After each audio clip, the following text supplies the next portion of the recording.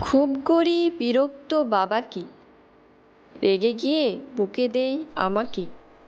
মন খারাপ করলে মানাই আমার মন, বাবা মায়ের ভালোবাসা অন্যরকম। মন চায় না তাদের আমাকে দূরে রাখতে, তবুও পাঠাই বিদ্যালয়ে থাকতে। শুধু শিক্ষার আশায় সারাক্ষণ, বাবা মায়ের ভালোবাসা অন্যরকম।